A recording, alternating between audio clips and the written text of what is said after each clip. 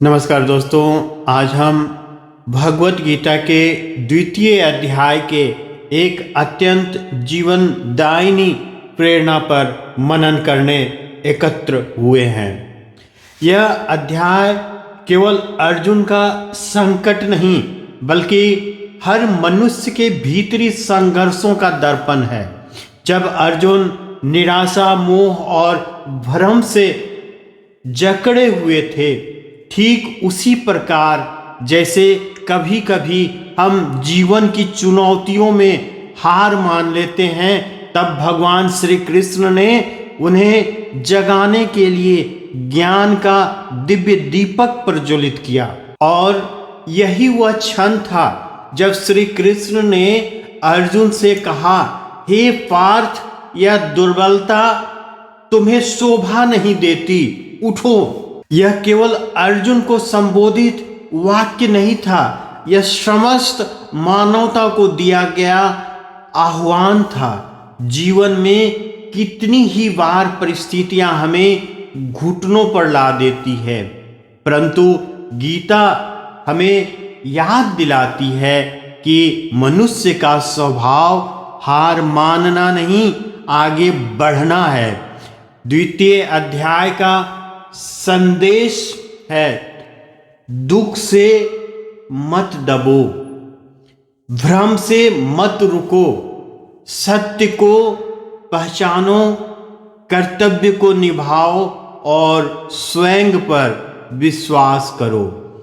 श्री कृष्ण अर्जुन से कहते हैं कि तुम्हारा दुख वास्तविक नहीं है, वह केवल मन की उलझन है।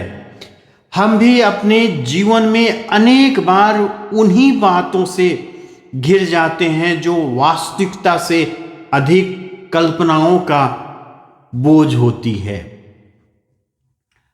भविष्य की चिंता, समाज का डर और सफलता की आशंका, परंतु गीता हमें सिखाती है, जिसे बदल न सको उसे स्वीकारो और जिसे बदल सको उसे साहस से बदलो।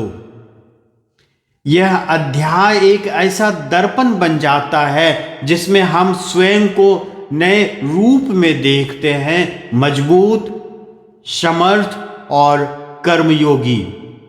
श्री कृष्ण हमें बताते हैं कि हमारा वास्तविक स्वरूप न शरीर है न परिस्थिति। हमारी असली शक्ति वह आत्मा है जो अजर है, अमर है, अविनाशी है।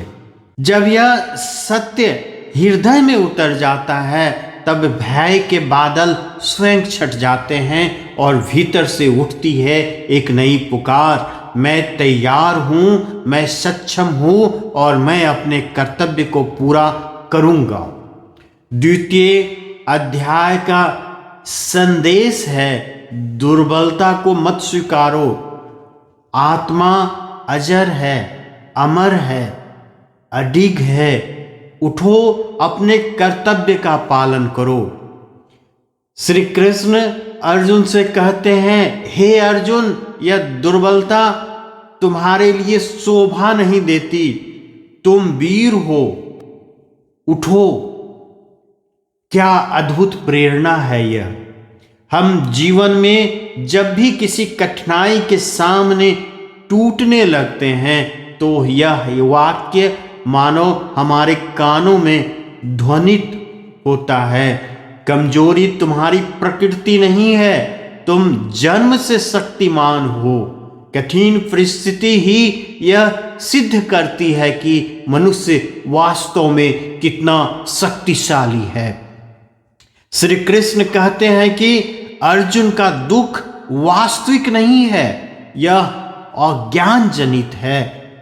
हम भी अक्सर उन्हीं बातों पर दुखी होते हैं जो हमारे नियंत्रण में नहीं होते। नुकसान का डर रहता है, भविष्य का भय होता है, आलोचना की चिंता, ये सब मन की ही रचनाएं हैं। गीता हमें सिखाती है, शोक से नहीं समझ से चलो। जिसे बदला नहीं जा सकता उसे स्वीकारो, जिसे बदला जा सकता है उसे बदलने का साहस जुटाओ। श्री कृष्ण अर्जुन को यह नहीं कहते कि युद्ध अच्छा है या बुरा, वे केवल कहते हैं तुम्हारा धर्म है संघर्ष करना, इसलिए कर्म करो। जीवन का भी यही सत्य है। हमारे सामने आने वाला हर दायित्व केवल कार्य नहीं बल्कि विकास का अवसर है। कर्म ही मनुष्य को ऊंचा उठाता है, सोचते रहने से नहीं, कार्य करते रहने से। द्वितीय अध्याय आत्मा की अमरता का उद्घोष करता है। आत्मा का जन्म नहीं, मृत्यु नहीं। यदि आत्मा अमर है तो फिर अवरोधों, असफलताओं, आलोचनाओं से क्यों डरें? हमारा वास्तविक स्वरूप अजर और अपराजय है। जब यह समझ हृदय में बैठ जाती है तो हर कदम में नया साहस, नई ऊर्जा प्रभावित होती है। श्री कृष्ण अर्जुन को अंत में केवल एक बात कहते हैं, उठो, अपने स्वधर्म का पालन करो। आज यह संदेश हम सब के लिए भी उतना ही जीवंत है। हमारे जीवन में भी कई बार ऐसे मोड़ आते हैं जब हम हताश हो जाते हैं, लेकिन गीता कहती है रुकना नहीं, डरना नहीं, अपने जीवन के रणक्षेत्र से भागना नहीं। जीवन का रणक्षेत्र कठिन अवश्य है, लेकिन यहाँ जीत उसी की होती है जो अपने भीतर की शक्ति को पहचान लेता है। दोस्तों, द्वितीय अध्याय के श्लोक हमें यह अनुभूति कराते हैं कि हम किसी परिस्थितियों के दास नहीं, हम अपने मन के स्वामी हैं। इसलिए अपनी दुर्बलताओं को त्यागो, अपने कर्तव्य को स्वीकारो, आत्मा की शक्ति पर विश्वास रखो और साहस के साथ आगे बढ़ो। गीता कहती है उठो, जागो और तब तक मत रुको जब तक लक्ष्य न मिल जाए।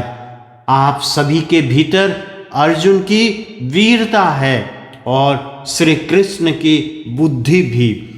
बस आवश्यकता है उठने की, आगे बढ़ने की और अपने जीवन को एक दिव्य अर्थ देने की। बहुत बहुत धन्यवाद।